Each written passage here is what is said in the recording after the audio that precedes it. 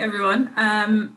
Thanks for having me. It's great to be here. I'm here to talk a little bit about sort of framing trauma for street-connected children and young people. Anyone that knows me knows that I am passionate about understanding the links of trauma and leaving the streets and life on the streets. So before Victoria goes into the real detailed expert bit, I'm just going to frame it for us for street-connected children.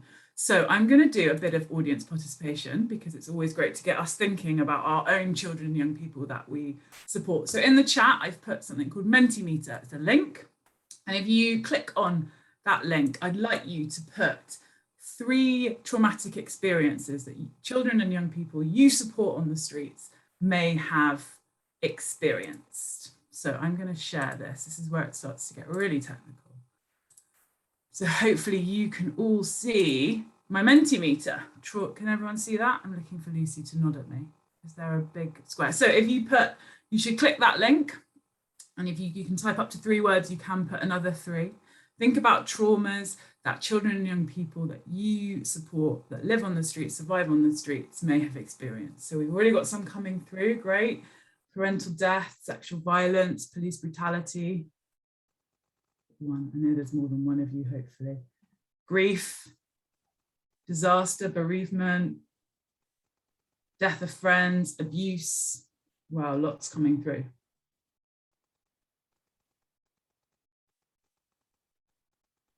Brilliant. Well, not, I mean, these aren't brilliant traumas, but it's some great thoughts here. Just going to give you a couple more minutes because people are still inputting it, and it's important for us to think about the children and young people. If you can't get in the Mentimeter, feel free to put it in the chat so we can just talk about them as well. I know sometimes if you're on a phone or something, it can be tricky. So feel free to put some in the chat if you can't get on them on the Mentimeter. Brilliant. As people just finish that off, you can see that there's a lot of similarities in what people are seeing wherever we are in the world. And I think that that's really powerful for us as we enter this session, that wherever we are in the world, the traumas are often similar for the children and young people that we support, no matter what the context.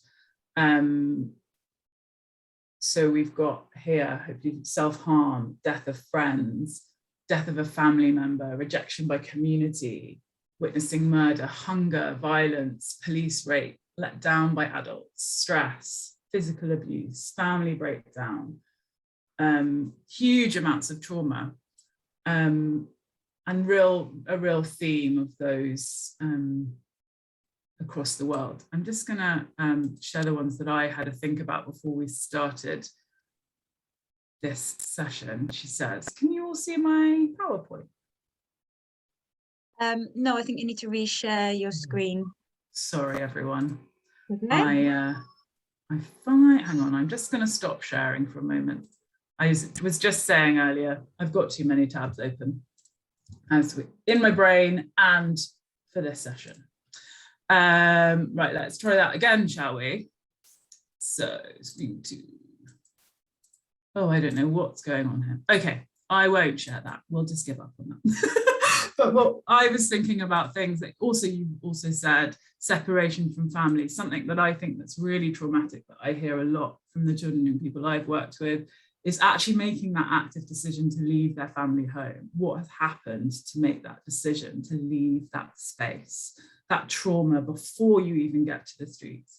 One of the other traumas that I find really I'm obsessed with is that first night on the streets. What happens when a child gets, what is that feeling, that fear, that uncertainty, that unknown in a city or a town where they know nothing, they don't know how to survive. And I think that's really important that we think about as we move through this session. And thank you so much for thinking about those traumas that your children and young people that you witness daily. So I'm going to put, I think it's the same link, but I'm going to put it back in just to be safe. We're going to go back to the Mentimeter now, and we're going to think a little bit about how the children and young people that we support cope with that trauma. So what is it that we see? What behaviours do we see? How does that trauma manifest itself in the children and young people we support? So a little bit, yeah, thinking this one through about what is it? What does trauma cause in the children and young people we share? So that's up there. The link is in the chat. It is the same link. And just think a little bit about how they cope with trauma. What are those behaviours? Hopefully you can all see that. If you can't, just put it in the chat and I'll try and fix my technical incapabilities. I don't know how I've got away with being an online trainer. So really think about that trauma and how that might manifest with some of the children that you work with. It's a bit of a bigger thing to think about.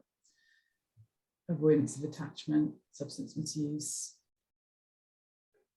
again, shutting off emotions, substance use. Yeah, substance misuse, substance use, alcohol, drugs are coming up a lot.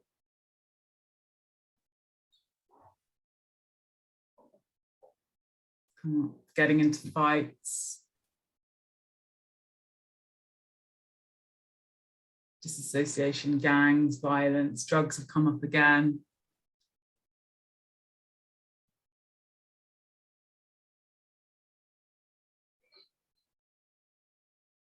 We'll just give it a couple more minutes. Again, if you can't put it in the Mentimeter, feel free just to put it in the chat.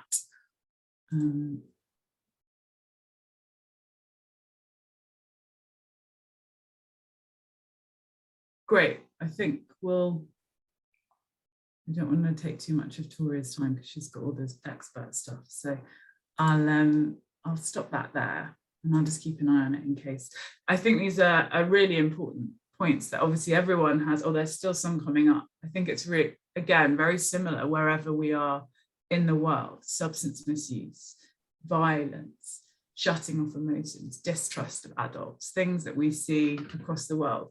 Something I am very passionate about is substance misuse. I used to be a substance misuse worker with children and young people in the UK. And what I always say when we're talking about substance misuse with street-connected children is that, in my opinion, drugs are never the problem. They are the solution. They are the young person's solution to that problem.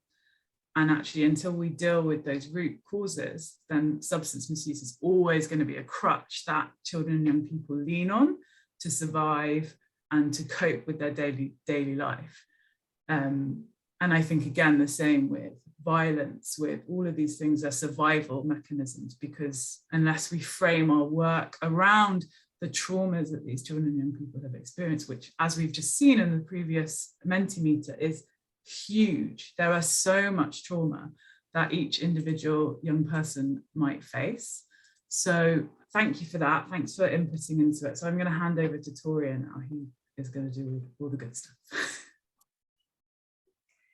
Hello, everybody. Well, I'm delighted to be here. And it was great that Vicky was able to give us a bit of a heads up about substance abuse and its relationship to trauma, because that's what I'm going to be focusing on today.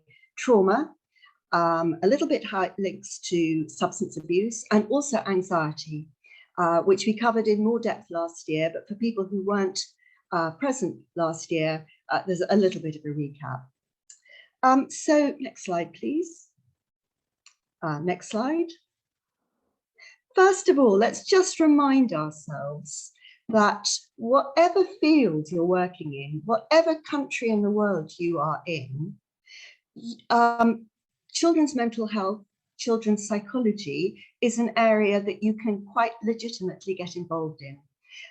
This is taken from the UN Convention of Children's Rights. Just to remind ourselves, children have a right to survival and development. And if you look at the definition of development, that includes psychological and social development. So it is a children's right that everybody who is concerned for their welfare should be thinking about psychology and spiritual, moral, mental, and social development, as well as the physical. Next slide, please.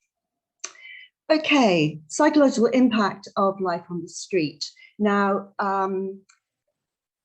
Vicky's very clever little screen where we all put up words that sprung to mind about the experiences of the children who you serve have covered the whole of the top of this slide very well. I just want to draw your attention to the fact that obviously those experiences lead to very high levels of anxiety and depression, linked, as Vicky has pointed out, often to substance abuse as a way of coping. But also to this survey down at the bottom, which is a few years ago now, but actually there aren't a lot of surveys, really good surveys that really hold water, where the views of street children themselves are taken into account. So this survey of children on the street in Durban, South Africa, found that 82% sometimes feel completely hopeless. That's an awful word to use.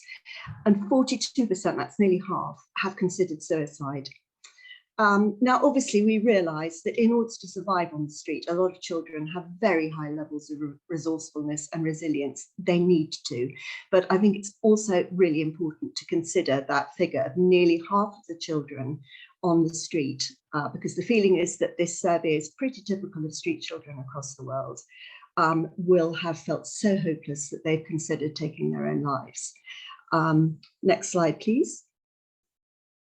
So why do they do that? They do that because they have no hope, and because of the burden of the life they're living at the moment, and the burden for many of them, most if not all of them, of what has happened to drive them to the streets. Now, we are going to be looking at different types of trauma. Trauma is a very, very overused word in the UK now. On the train coming here, I heard a lady telling her friend how she'd dropped her key, front door key, down the gutter, or rather down the grid in the pavement, and she couldn't get it out, so she couldn't get into her house, and she was deeply traumatized. Well, no, she wasn't deeply traumatized. It was a horrible thing to happen, but it wasn't real trauma. But certainly in the UK, it's a word that's overused for everyday nasty problems. In psychology and medicine, psychological trauma is a term that is given to a really serious mental health disorder, which occurs or can occur following a life-threatening incident. Now, many of the children who you work with will have experienced life-threatening incidents, times when they really felt that this might be the end. For very young children who may not have that awareness, these will be times of just intense terror.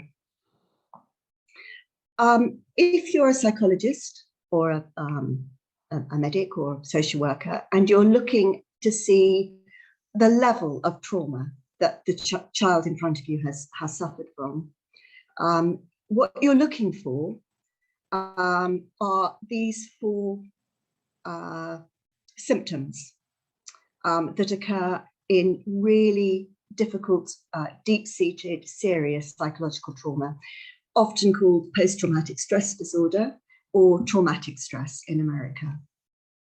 So if you experience a life-threatening incident, or many life-threatening incidents that you don't bounce back from quickly, the kind of problems that you're going to have include what we call intrusions. Now, intrusions are when you're going about your daily life and quite suddenly you have a flashback to the event that was so terrible. A flashback is not a normal memory. With a normal memory, you think about your birthday last year or whatever, it's got substance, it's linked to the time that it happened. You remember things in a sequence. You may remember not the whole event, you may remember details, but it's a coherent picture of your birthday party or whatever it was. With a flashback, you are suddenly thrown into the middle of the event that terrified you. And you feel all the emotions linked to that event, as if you were in the terrifying event again. And the part of the word flash is something to cling on to as a way of understanding what a flashback is like. It is not a coherent memory of an event that happened in the past. With a flashback, you're getting flashes, bursts, fragments of chaotically disorganized about the event that happened, with all the emotions, but with no sense that this is something that happened, that it's over. You're there, you're in the middle of it all over again. An awful thing to experience, and they can happen just like that at any time. Children and adults with PTSD or psychological trauma also experience nightmares. And again, these aren't regular nightmares. These are episodes that happen in sleep of absolute terror, when you feel all the emotions and your body reacts, heart pounding, rapid breathing, sweating, maybe, as if you were back in the traumatic event. Now, young children typically don't have flashbacks as adults have, but they do have nightmares, and the nightmares probably don't have a lot of content of the original trauma. They will have, they'll wake up screaming and terrified and not know why, or they may have vague dreams about monsters attacking them or chasing them or something. As children reach adolescence, then the nightmares become more substantive, more linked to the event that actually happened, and flashbacks may start to occur more regularly. Now, linked to these intrusions, there is avoidance. If you've been through a terrible event, and at any moment you might be plunged back into the middle of it in your mind, you are going to do everything you possibly can to avoid any reminders of the event at all. So we've had children, we've had reports of children we've worked with after conflict screaming and running out of the room, or crying and pushing away red crayons, for example. It might be loud bangs, it might be a plane flying over, it might be small spaces that remind you of the horror of what you went through, and you will do anything you can to avoid. And this in itself can lead to all sorts of problems with children, not wanting to leave home. That's for children who have a home, of course. Avoiding all sorts of things, and certainly avoiding talking about the incidents that traumatize them. Children with serious trauma will be hyper alert. Their minds are programmed to be looking for danger everywhere, on edge. Alternatively, they may shut down, be very withdrawn, very low, as if they're not there. Sometimes this is called dissociation. Alongside these three symptoms, children will have mood disorders, high levels of anxiety, depression, and changes in their thinking. So because of the trauma that they're carrying locked inside them and the fear, the whole world may seem to be a dangerous place and against them. And that, of course, sets up all sorts of problems for the children going forward. Next slide, please. Now, unfortunately, some children, many of the children who you see, will have had repeated traumatic events. Often beginning in very early childhood with abuse at home, and when the child has not had a chance to develop secure family relationships, attachments as we call them, or to learn how to manage their emotions, or to develop a sense of who they are, or to learn how to manage relationships with others. And these traumatic events, which, as we've seen, alter the way they think and the way they relate to people in the world, can therefore have a really damaging impact on the child's development going forward. Their development can be completely skewed onto a different pathway. And that will have implications, of course, for their lives in the future. This will also happen to young teenagers. By teenagerhood, of course, they may have developed good initial attachments with family and a sense of self. But if that child, let's say age 13, is then trafficked, kidnapped, put into a gang and forced to work down a mine or something awful like that, then for those years that though that trauma continues, they will not be able to develop all the really important skills that are so essential in the lead up to adulthood. So these children who've had long-lasting traumatic experiences have, and that is called complex trauma, will show symptoms of PTSD, as we saw in the previous slide, but also they'll have difficulties in understanding and managing their own emotions. They'll be either very mistrustful or perhaps over-trustful of other people. They may not understand social boundaries. They have difficulty managing and maintaining relationships with other people, and also a very poor self of who they are, what they like, and their own identity. Next slide, please. It's important to say that not everybody who survives a traumatic, life-threatening experience will develop PTSD or complex PTSD. That's really important. Researchers have found certain types of traumatic experiences are most likely to lead to post-traumatic symptoms, and I've listed these on the other side of the slide. And 2 and 3, physical, sexual assault and abuse, including childhood or domestic abuse, are going to be very, very common experiences, almost universal experiences with the children that you serve. Quite a few of the other situations listed on this page won't be so common. I've put point 4, work-related exposure to trauma, including remote exposure, up, because it's really important, as people who work on the front line with children who are very traumatized, to be aware of the impact that can have on ourselves, and the need to really take self-care and care of those we work with very seriously. Next slide, please. Okay, so what happens in PTSD? Well, it's an event that is so traumatizing that our brains don't work properly. Our brain flips into survival mode. And there's a very, very tiny, but very important part of the brain called the amygdala. You may wonder, why on earth is there a bunch of nuts up at the top of the picture? That's because the amygdala actually looks like an almond. And in fact, amygdala is the Greek word for almond. And when it was first discovered in the brain, before anybody knew what it did, it was called the almond or the amygdala.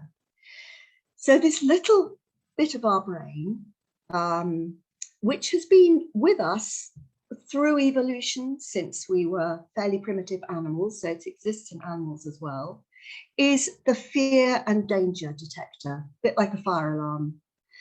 And when it detects serious danger, it turns on, and it automatically and incredibly quickly flips us into a survival mode, which is really important and useful. It helps us survive extreme danger.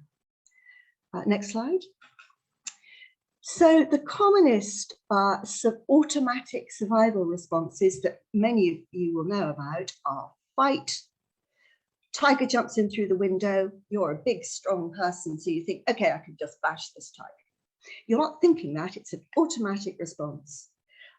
Most of us probably would actually flee, would run away as fast as we possibly could.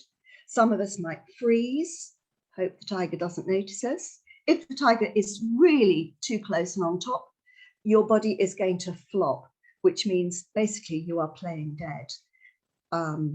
You may even lose consciousness at that point, which if a tiger is going to munch you up is probably a good thing.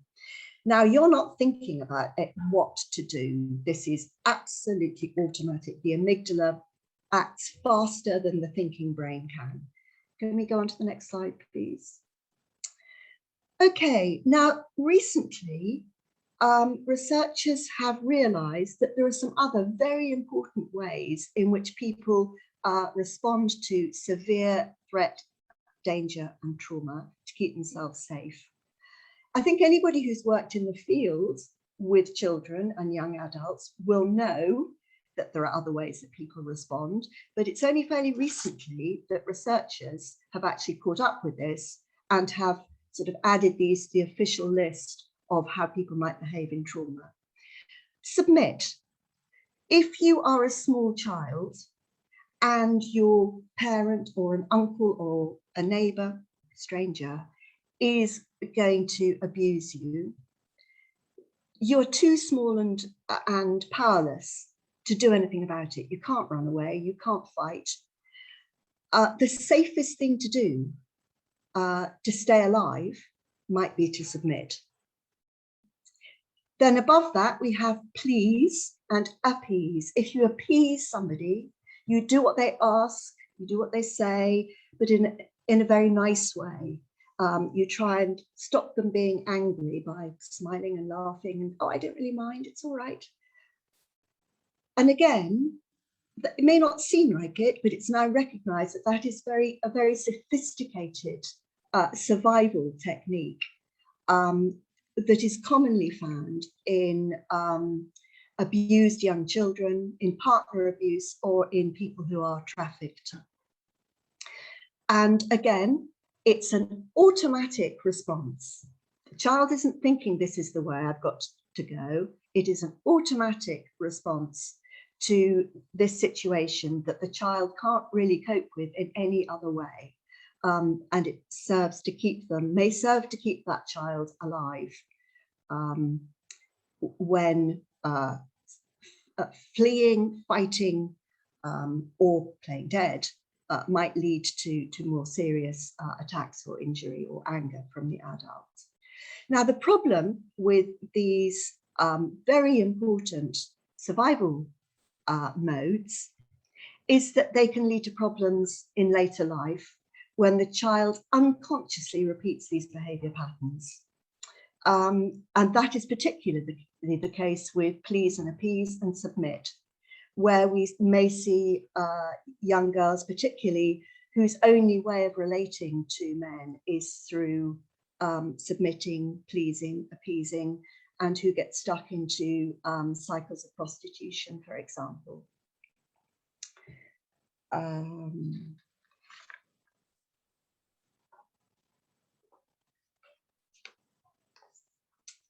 Okay, so let's go on to the next slide. Right, so we've seen that these survival responses are really important and helpful when we're in great danger. But the amygdala, that little almond bit in your brain, can become oversensitive, particularly when you face repeated trauma. And then it's as if the fire alarm is switched on all the time, sending out danger, danger, danger signals every time the person is reminded of by something that is linked even vaguely to the traumatic event. So let's think about this in slightly cartoonish but real terms. So you're sitting in a little room one day working away and a tiger jumps in through the window, teeth bare, claws out, and you automatically go, your amygdala flings you into trauma, survival response, and there's a cupboard in the corner and you dash across the room into the cupboard, slam the door, and tiger can't get at you. Absolutely great. Now imagine that you're sitting in a college classroom waiting for the lecturer a few months later. In walks the lecturer, but she's wearing an orange dress. Without you having time to think, oh, that's just the lecturer, it's not a tiger, that's an orange dress, your amygdala, which has become oversensitive, sees orange, associates it with the tiger and with the danger, flips you back into trauma mode, and you're out of the classroom, running, spinning down the corridor before you've even realised what's happened. So, and you have all the feelings of terror linked to the original trauma. So not helpful at all. And this overactive amygdala stops our brain from storing the difficult, but the bad events that have happened as a memory, something that's happened in the past and is now over. The amygdala keeps that memory of the past in our brains as a danger that's still present. So again, when something happens that reminds the child of the trauma, they feel all the emotions and feelings they felt at the time as if the traumatic event is still happening. It can happen in a flashback, or it can happen in the child's body. A lot of our trauma is stored in our body. The child will feel scared, tense, may breathe very fast, may have a rapid heartbeat a lot of the time and not know why. Next slide. Okay, so how are you going to see these problems actually in children? Children will have nightmares, and as we've said before, not necessarily of the traumatic event. They'll have awful memories, including physical memories and flashbacks, which are more chaotic and disorganized and come just out of the blue.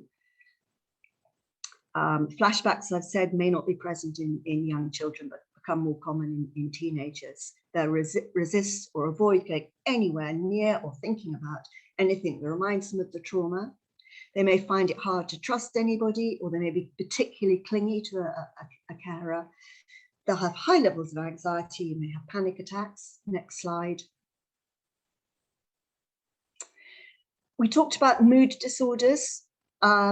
So children may be depressed, seem tired, low, anxious and scared, may be very quick to become irritable, angry or tearful for no particular reason, or for very, very small reasons. And they are on edge, they're hypervigilant, they're looking around all the time for where to find danger, where it's coming from. So if they're at school, it's very difficult to concentrate. Also, some children may have times when they dissociate. They seem dazed, they're not with it, they may even be unresponsive. And this is when the brain really can't cope with the trauma and is responding by really shutting down. I'm not here, I'm not here. They may see the whole world and everybody in it as dangerous and threatening. Lose interest in things that people of their age are normally interested in, including play if they're small children, and they may have physical symptoms. As we said, a lot of trauma is actually stored in the body. So they may have tummy aches or headaches or feel pain or just feel tremendous tension when there's no evidence of anything physically wrong. Some children and teenagers may have memories of the trauma and don't appear to be distressed by them. That's because they have cut themselves off, shut down the emotions so far as the trauma's concerned at all. This is particularly common in scenarios where children have been asked to talk about what's happened to them a lot, or in families where the trauma has been gone over and over and the child has just responded by saying, I can't cope with this, and has shut down their emotions there. Now, obviously, there's an awful lot of symptoms and problems here, and many children will just have a few symptoms and not all the time. And then there are children who have got traumatic backgrounds where they don't actually have a diagnosis of severe post-traumatic stress disorder, but there's been enough trauma in their lives to give them some of these symptoms. And I would say, without fail, every child that you work with will come into that category, and some will have full-blown PTSD. Next slide, please.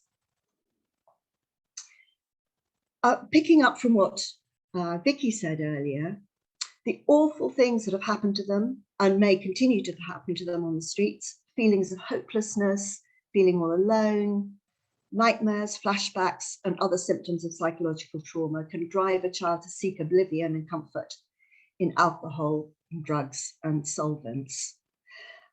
And you know that, you see it in your work. Another point raised during Vicky's talk is that links to trauma is, as we said earlier on, children who start becoming traumatized very early on have not developed a strong sense of who they are, and they desperately seek people who can tell them who they are. So they will seek gangs, and they will seek other children on the street, partly for comfort and security, but partly because it gives them a sense of identity. Now, if those children that or those gang members are taking drugs or sniffing solvents, then this child is going to do that too. Now, substance addiction is really, really hard to treat. But it's just possible if you can get in early with your understanding and some early mental health support, you might be able to prevent a child from becoming addicted in the first place. Next slide, please. Okay, so what can you do to help? Next slide. One of the most powerful tools that I can give you today is what we call psychoeducation. That is explaining to children about trauma and how it works in a way the child will understand. It will really help the child when they understand that some of their difficulties and symptoms are because their brain hasn't sorted out the memory of the awful things that happened to them properly. And those memories are stuck there, so that they still feel worried and terrified a lot of the time. It's not because they are mad or because they are bad. That's really important. And you may be the first person to tell the child that they are not mad, they're not bad. The reason they don't trust people, the reason they run away, the reason for those horrible nightmares, if that's what's happening to them, is because of things that happened in the past that have got stuck in their brains. Now, obviously, you've got to use simple words, drawings, cartoons, to help the child to understand this. One of the ideas that we often use to get across the function of the amygdala and how it can go wrong is a guard dog. So a normal guard dog is very well behaved, very well trained. It sits in the camp or the street or the factory or wherever it's working, and it only barks if there's real danger. After this real danger there that really happened, the guard dog could get out of control and bark at absolutely everything and see danger absolutely everywhere. And if you've got a little guard dog sitting in your brain, barking away at everything, it's not a comfortable feeling. But there is a way of calming that guard dog, calming things down. Now, what's really, really important is that you don't ask the child about their own traumatic experiences. You're not even referring to them. And it may be you don't even know if the child or children in front of you really have severe PTSD. You can pretty much guarantee that the children you're working with will have some traumatic memories. And understanding why they feel tense, anxious a lot of the time, or one of the reasons for it, will help, even if they haven't got full PTSD. We find that quite often very bright children with PTSD start to experience some relief from some of their symptoms just when they've had that explanation, knowing that it's because the memories of what happened haven't been sorted out properly, they've got stuck there. Knowing they're not mad provides such relief that sometimes the traumatic responses start to ebb away anyway. Next slide, please. Now, really important, street-related children who are still at risk, still living lives of great danger where they may be abused, they may be attacked, need their survival behaviours. They may need to live in survival mode, shut down their emotions. So they may not be ready to think about what happened to them, to think about and confront and reprocess their traumatic memories at all. And it could be dangerous to even try and do that. But explaining to them what the amygdala, the guard dog, the fire alarm does, doesn't and shouldn't, as I said before, involve them telling their story. And it may be very helpful. On we go. So what else can you do? Luckily, fairly recently, it's been realised that a lot of activities that we know help us feel better, make us feel good, are really, really powerful and promote healing of traumatic responses and anxiety and low mood. So I've recently been to an update on trauma with the National Institute of the American College of Behavioral Medicine, and a whole lot of world experts in trauma from all over the place were talking, and they all said that they now, as alongside psychological treatments that we're going to talk about at the end of this session, they strongly recommend that anybody with any mental health problem, particularly people who've got traumatic pasts, participate in sports, exercise, dance, drama, social activities, music and singing and chanting, particularly in a group, and yoga, being in nature, growing things, even if you're just talking about a few seeds in a pot. Now, these activities don't make those traumatic memories go away. What they do is help traumatized people to respond and feel better now through deep breathing. All these activities lead to an increase in feel-good hormones. They help us feel connected to others, and traumatized people on the whole feel very, very isolated. They help to reduce tensions due to trauma and anxiety trapped in our bodies. And they can be done anywhere by anyone. They're also really important for self-care. So whatever your role in supporting street children, I would recommend that you see if you can increase some of these activities on a regular basis with the children that you work with. It's also going to bring them joy, and joy is a very, very powerful and healing emotion.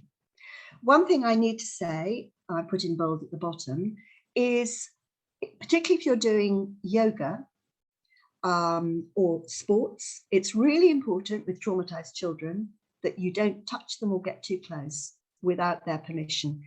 Many of you will be very well aware of that. A child who's been physically abused may be very, very anxious and may indeed go into fight or flight mode if somebody they don't know well touches them, even on their arm or their back, without asking permission first. Next slide. Okay, now, what else can you do?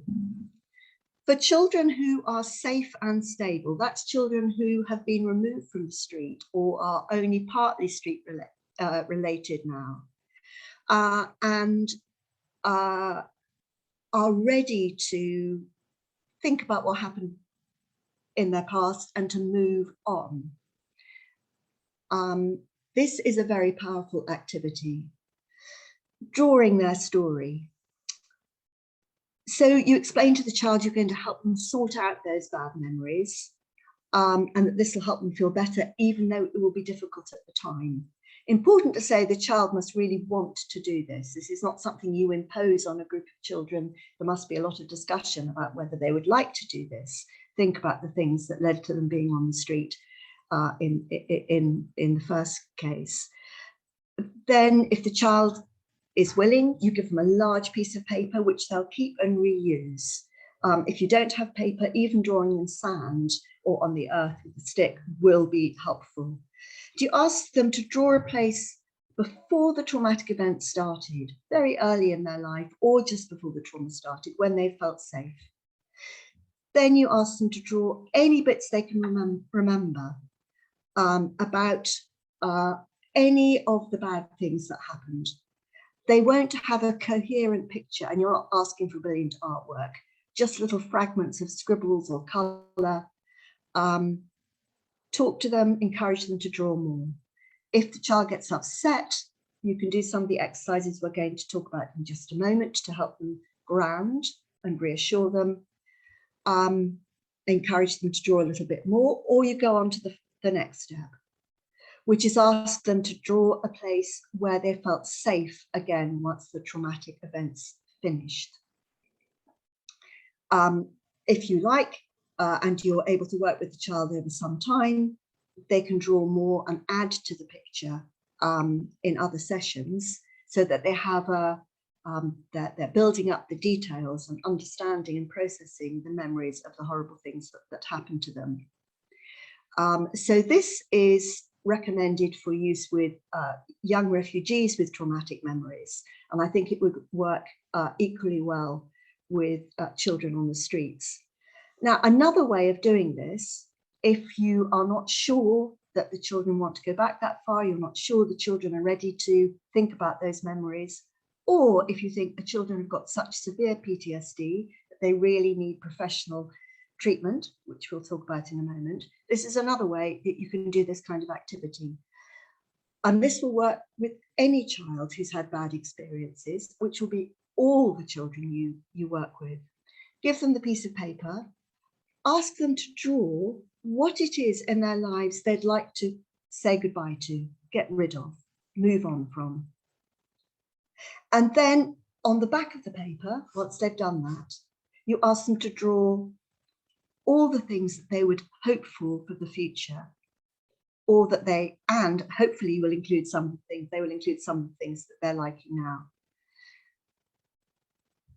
Just to point out, really importantly, this is only for children who are safe and stable, who are in a good place. It would not be appropriate to do this kind of activity with children who are really leading chaotic lives on the street and are at risk and are having to live in survival mode. If you do this kind of activity, really important to end the session, which will be very, very difficult for the child, with something fun and something that releases tension and stress and anxiety. Next slide, please. So if you do an activity like this, be supportive, you don't make judgments, you're not interpreting what the child has drawn. What's important to say is to reassure the child that they did the very best they could to survive when they were very young and very vulnerable. Children who have been abused and who remember it, particularly if they were a bit older, often have a tremendous burden of shame and guilt that they didn't fight, they didn't run away. What they did was submit, for example. And it's important to emphasize to them that that submission, if that's what they did, was what kept them safe. And that things that happened are not their fault. And providing it's true that now there are people who really care for them and can support them. Now, for some children with milder symptoms of trauma or deep-seated anxiety caused by the memories of what's happened to them, psychoeducation, drawing their story, or drawing things they want to get rid of and things they'd like to aim for in the future, learning simple ways to relax, and dancing and exercise and social support will be enough to help them move on. But there's going to be a minority of children with severe post-traumatic stress disorder who will not be helped by these tools, and they will need specialist individual help of the sort that we provide at ACT International to help them process their traumatic memories. On we go. Okay, now the next few slides are repeats of slides I put in last year. I have handouts with this talk that can be sent out to anybody who didn't attend last year or who might like a refresher about simple tools that are really, really important to help alongside psychoeducation, drawing, or instead of those, to help children relax and to get into an imaginary safe place where they're safe from all the awful things that are going on in their lives. And these three exercises, which are written out with a script in the handout. I'm not going to go through them again, but they're really, really powerful, and I recommend that everybody uses them. They're also very good for self-care and staff care. Now, you see, I've put somewhere where I would like to go and relax, and where I have as my safe place if I'm uptight about something or anxious about something.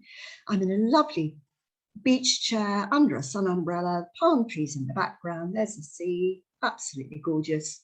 But we'll all have our own safe places. Next slide, please. And it's important to know that children, particularly young children, often choose an activity. For them, sitting in a deck chair is not great, not what they want to do. And many children wouldn't even be able to imagine that. So when you're talking about the sorts of places that children can choose, bear in mind that it might be actually playing football with their mates. I had heard from somebody in a war-affected area recently, from a little refugee boy who had survived a very, very cold winter in a tent, that he wanted his safe place. He was going to be an astronaut zooming around the sun, where he would always be warm. Important to remember that children who have left their homes or lost their homes or who are bereaved should think of somewhere imaginary. If they think of somewhere back home as their safe place, they may become very upset. Next slide. A very important way of helping children who are traumatized, very anxious, to calm down and to remember they are with you, they are in the present, they are safe, is something we call grounding. Very useful to have some objects that you can give to children, or they can find themselves to help them become grounded. And I've just put a few objects there that they could squeeze, they could look at, that reminds them of their favorite color and calms them down, or that they can hold and is cool and soothing, which helps children to get into their safe place as well. Next slide.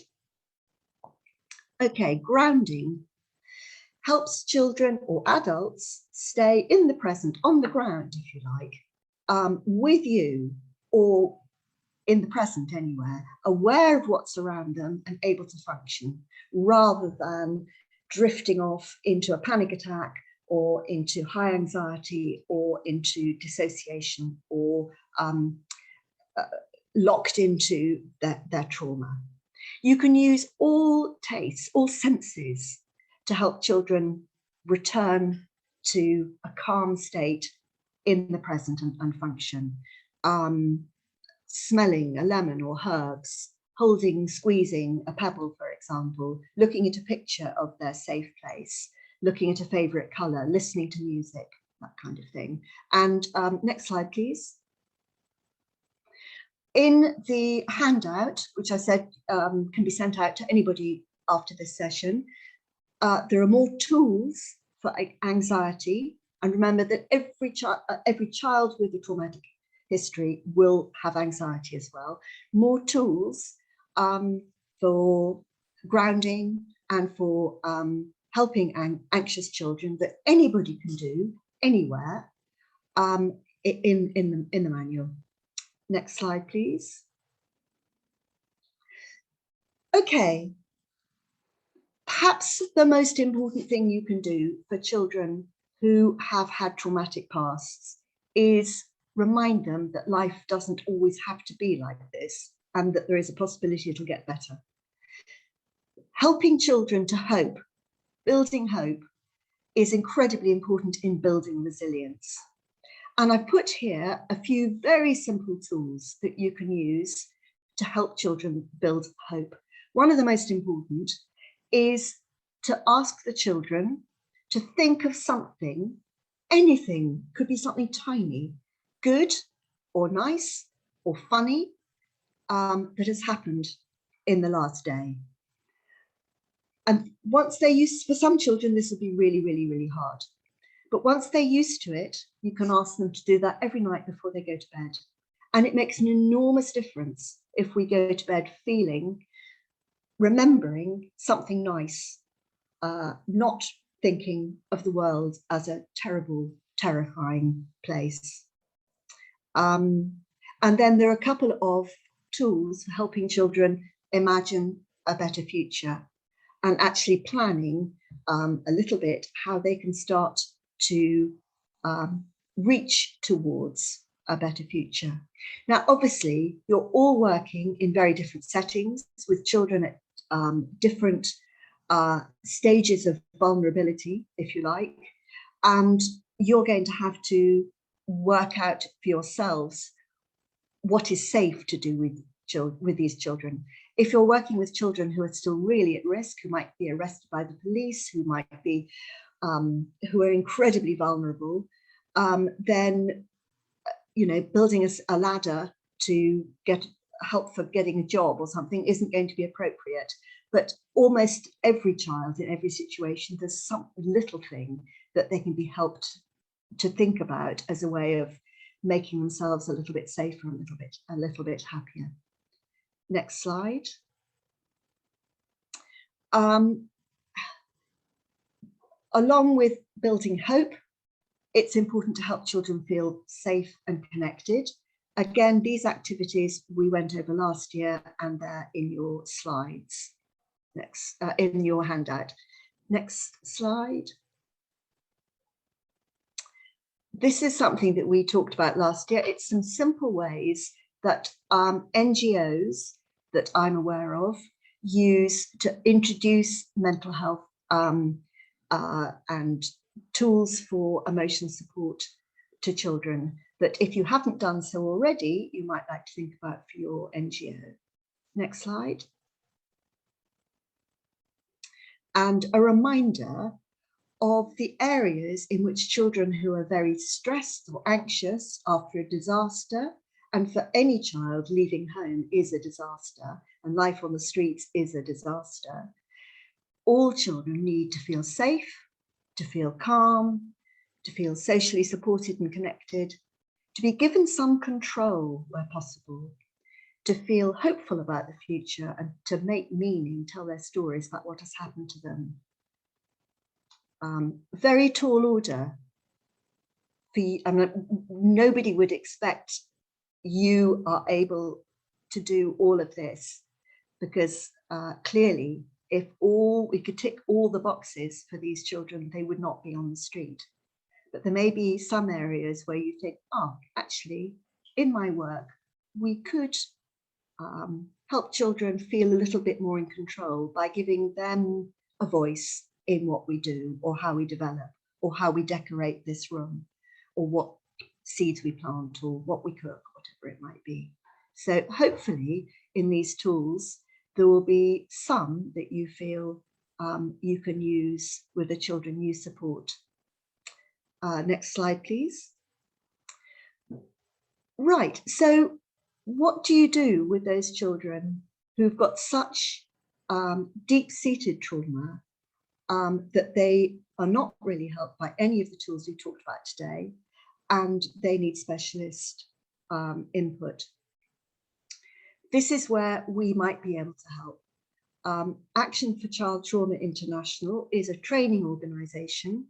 We train people to treat children in their community with psychological trauma and also with anxiety. We've taught courses in 17 countries now. And the trauma treatment that we use is called CAT, Children's Accelerated Trauma Treatment. It helps, it's a very, very specialist way of helping children safely to actually reprocess their traumatic memories, so that the children realize that the trauma that they experience is in the past, and it then helps them to move on.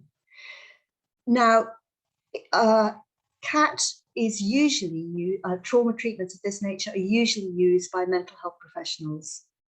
In many countries, we train mental health professionals, but providing it's allowed in the country in which you work, we can also train people who are not mental health professionals, but who work to support children. We train teachers and NGO staff and care staff.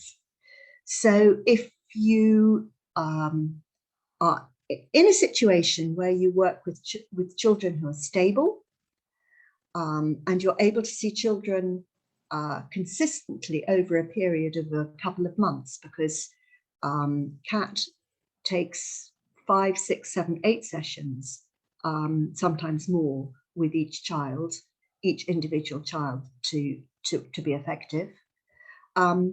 If you're interested in some training, then please talk to the CSC team who will talk to us.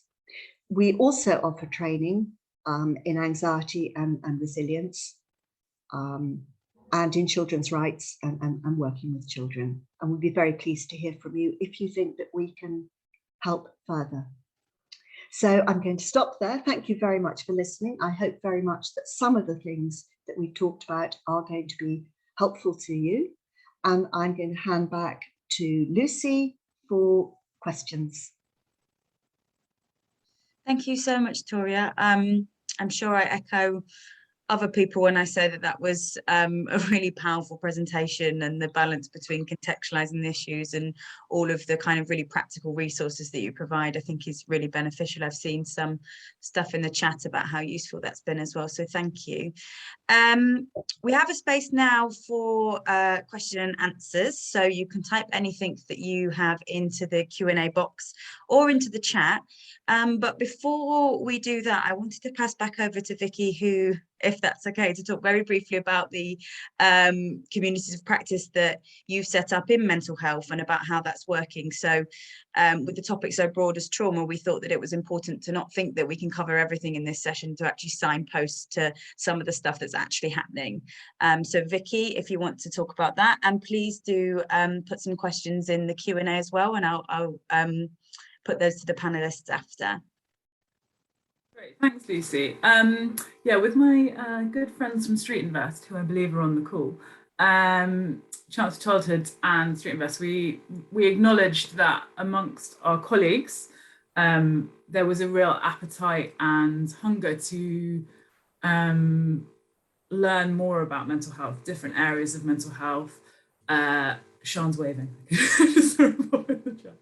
And that it was an area where those Chance of Childhood doesn't just work with street connected children, but also children in refugee settings, living with disabilities. But in all of our contexts, mental health is a really prevalent issue for practitioners. And we wanted to create a space where, as practitioners from 9 countries, we could come together and explore a little bit about mental health, but also support one another in our own learning journeys. So we've established a pilot mental health community of practice, and I would say it as a pilot, where we come together once a month, and we have an African, all of our partners are in Africa, an African practitioner, mental health practitioner, talking about contextual mental health issues. We've had a session on trauma, we've had a session on introduction to mental health issues. Tomorrow we have a session on communication. We have our last session is on self-care, because it's something I'm hugely passionate about, and Toria talked about it, how we take care of ourselves and one another. As someone who's experienced vicarious trauma through my work, I know how important it is that we take care of our colleagues, and I think that's something in the sector we often forget to do, is take care of ourselves and each other. So I'm like Jerry Springer then, sorry. So yeah, we if anyone's interested in hearing how we've set it up, we also have a reflection session. So in between the learning sessions, we come together every 2 weeks, just as a group of practitioners, to talk on our own practice, what we need to learn, what we're changing, how we're changing. And so it's a very supportive community. It's all online, which has its challenges.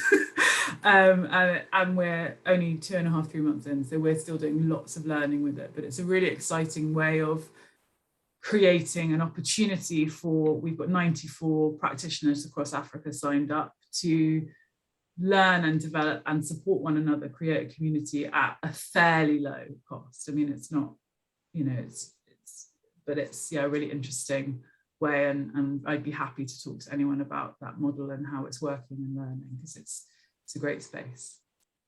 Maybe you could put yours or Sean's emails in the chat box, and we can share that with the handouts. I know there's, if anyone wants to connect with you directly on that, and Victoria too, for anyone interested in ACT's more specialised support services in PTSD, but we'll share that with all the handouts.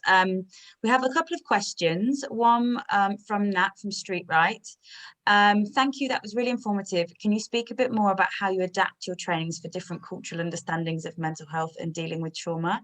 Nat, I think this will be for Toria, but do correct me in the chat if I'm wrong. Do you want to take that away, Toria? Yes, very good question. So wherever possible, we train in the language of the community that we're working with.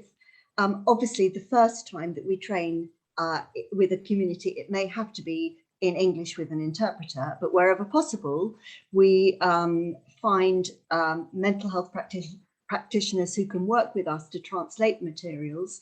With them, we have a discussion about how is this bit going to work in your community, and make adaptations as required. There are certain things that are not going to change. I mean, the amygdala is the amygdala, that's not going to change. So that the science is going to stay the same. It's how we interpret it, and how and working alongside local sensitivities, local cultural practices, local understandings, that's really important. So when we're doing our trainings, we build in times for discussion. So for example, to take an example of psychoeducation, when we are teaching about how to explain the nuts and bolts of traumatic memories being stuck in our brains, so to speak, to children, we pause our training and we ask people to discuss amongst themselves how trauma is understood in their community, how our explanation is going to go over, what adaptations they might make for training within their own communities. So we go as far as we can, but obviously we can't actually change the bits that are science. But there's got to be a dialogue, obviously, between our community, the community we're training with, and the science, if you like, and Western views. But wherever possible, as I said, when we've trained a group of people, we support them, and then we go back and we train some of them as trainers alongside them. So we have a cascade model, and very, very quickly, training is done in the language of the people who we are training, with cultural factors built in. So at the moment, we train in 4 languages. We are seeking to train in French, because we've been asked to work in DRC. So if anybody out there is a bilingual mental health worker with good knowledge of French, please get in touch. I know a great woman in Rwanda. I'll email you. Excellent. There's exactly the type of collaboration that we're after for the network. I love that happening live. There's a few people in the chat wanting to directly join the community of practice that you mentioned, Vicky. So maybe 94 partners as part of that, if that was the community practice is closed for this 6 months, but please do get in touch, because as I said, this is a pilot, but we're really interested to see how it might grow. So please do reach out and get in touch with me. Great. And we've noted the email addresses that are in the chat as well. So don't worry, no one will be missed out from this in terms of sending some of the slides and the resources across. So the second question, which is Bethana again, in Kenya, it says, in terms of emotional well-being and school place, please share more. I wonder if you could maybe elaborate on who that's for and what exactly you mean. Do you mean by the way that school impacts emotional well-being? So Bethana, if you could expand on that, either in the question and answer box or in the chat, then we can get back to that question. So Doughton from Child Lifeline, who are based in Nigeria, it's a very specific question, and this will go to Toria, about revise not to come close or touch a traumatized person. Does it apply to same gender too? So I guess that's a question, and correct me if I've interpreted that incorrectly, on practitioners and being the same gender, and whether that is more beneficial within a trauma setting? I'm not saying don't ever come close and don't ever touch. I'm saying you need to be aware that for a traumatized person who's suffered abuse from another person, their personal space may be much bigger than yours, and somebody who invades their space or touches them without any warning, so to speak, may trigger tremendous anxiety, and they may push you away or just feel so uncomfortable that they really can't work effect properly in whatever it is you're trying to achieve. So you need to ask permission. Is it all right if I put my hand on your arm to show you how you hold the racket, or if you're playing tennis or cricket or something like that, that kind of thing. It's asking permission first. Thank you, Toria. There's a second question from an anonymous attendee, which I'm sure you'll enjoy answering. And how has your work been adapted as a result of COVID-19? Oh, well, we've gone online. So previously, wherever possible, we would visit the country that we were training in, partly because nobody thought of online training, and partly because we like to make long-standing relationships with people we train. And as we all know, that's hard. It's not impossible, but it's harder to do online. And a lot of the network building happens in the coffee or in the dinner afterwards when you're staying in a community. It also allows us to get a much better feel for the community when we're talking with leading on from the question about adapting materials for local context, actually being for several days in an area and exploring what the local situation, the local sensitivities and local culture is before we start training was really, really important and valuable. However, we're now all online, and there are advantages to that. It means we can train in places that are affected by conflicts that would be far too dangerous to travel to, and it of course saves money, but it doesn't replace the joy that we had in meeting the people we were training. Thank you, Toria. A question from Sian at Street Invest. I think this is to both of you. In your experiences, how have differences between individualistic versus collective cultures / societies / communities impacted on work around trauma? So we'll go to Vicky first, and then we'll pass over to you, Toria. I feel like that's very much a question for Toria. Okay, we'll start with you, Toria. So I'll just repeat that again. Yes. In your experience, how have differences between individualistic versus collective cultures or societies or communities impacted on work around trauma? So in the variety of different places that ACT International has worked in those 17 different countries, if one of them is more an individualistic or a collective culture, how has that kind of impacted the work? I'm not sure there has been a big impact, because our work tends to focus on the really severe end of treating PTSD, which is where children or young adults need individual treatment anyway.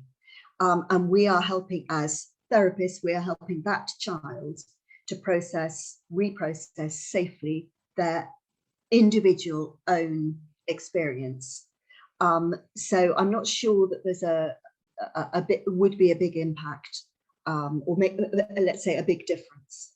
I think the biggest difference for us is in societies where individual mental health is not really recognised as important, and it can be much harder. Children and adults don't have the language to voice their own feelings, or even the permission to think that they're important, and therefore they may not get treatment until things have got really, really difficult for them, or maybe never. Obviously, in more individualistic societies, I mean, in the West, we're all talking about trauma and we're talking about our feelings the entire time, and we never seem to stop at the moment. Obviously, it's we don't have enough people to do the trauma treatment, that's for sure, even in the well-funded UK. But it is easier for people to seek help, certainly in very individualistic societies. I hope that's answered the question a bit. Great, thank you, Toria. I want to get back to Bethana. I don't know whether we can switch your microphone on just so we can understand what you mean a little bit more by this question about emotional well-being and school. There we go.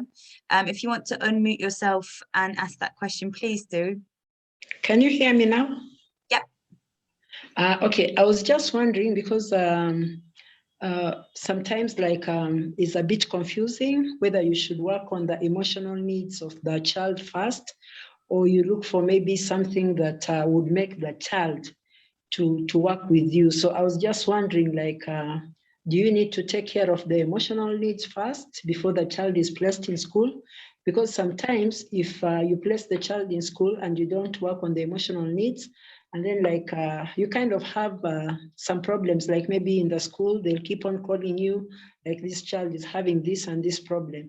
So what I'm just wondering, maybe from your experience, which one do you think we need to work with first, up to which level? Then we can say maybe now this child is emotionally stable. You can place this child in school, or the emotional stability is going to take time. Maybe you need to do 1, 2, 3 with this child first. So that's where I'm seeking for more guidance. I think that's a really good question, and it's a very complicated issue, isn't it? And I think you've described both sides really, really well. I would say that if there's a child who is so impacted by traumatic events that you can see they're not going to be able to cope in a classroom, then the emphasis got to be on helping them recover and get to a more stable base in their emotions beforehand. I'm thinking, for example, of work that some of our colleagues have done with rescued child soldiers who've had such appalling times, who are so traumatized that there is no way that they could go straight into school or college. They would be a danger to themselves and a danger to others around them. So there's got to be work on their emotional state before they can access school. But the other side of that is that school is a place where these children often need to be in order to learn how to relate to people and all those other important skills that they may have missed out on. So I think you've got to get a child, if possible, to a place where they will be safe at school. Bring the teachers in on what you're trying to do with the child, what the behaviours they may see, the reasons for them, and continue work with the child once they're placed at school. That's not going to cover every situation, I realise, but I hope that's helpful. Thank you. Great, thank you, Toria. Are there any more questions from any members of the session? You can put them in the chat or you can put them in the QA, or any points that you wanted to raise or particular things of interest. We have 8 more minutes of the session.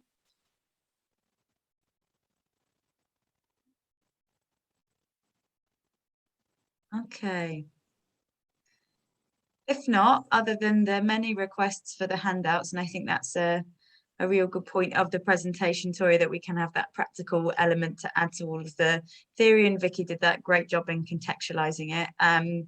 Just a huge thank you to you both in taking the time to talk with everybody today. I think it's been a really, really valuable session. I think the connection as well, not just with the children that we're working with, but that vicarious trauma, that street children's workers and the frontline staff also experience themselves. I think that's such a key, crucial element, and something that we do have a session tomorrow. I don't know whether we can share the slides again, just so I can place this alongside the other sessions, but we do have a session tomorrow on celebrating and enabling street social workers tomorrow. So that's kind of part of the theme of International Day for Street Children this and next year, but something that perhaps we can consider looking at a focus, the actual care of those street workers themselves. So following this, we have the networking session that starts at 3 o'clock GTM. If you want to come along to that, that's a small update on what CSC has been working at, an opportunity for you to connect with other members and members of the team. So please do come along to that. And then that will be it for the day. Tomorrow we're back. We're starting with the session I just mentioned, the Celebrating Enabling Street Social Workers. Following that, the Speaking in One Voice, Advocacy and Collaboration, and then our closing session. Yes, International Day for Street Children. I've just got a question here, not necessarily about trauma, but on International Day for Street Children. It is on the 12th of April every year, that's correct. Sometime, I think last year, because that fell on Easter, we celebrated it as a whole week, but yeah, it is on the 12th. And it's not an official day yet, an official UN day yet, but we're working on it. So these are some of the sessions that I've just mentioned that you might be interested in. We hope that we see you at those. But thank you, everybody. Thank you to our speakers and for the audience for asking all the questions and being involved in the session. We hope you found it useful, and it's been a real pleasure to host today. So I will leave at that and hope to see you at some of our sessions later and tomorrow.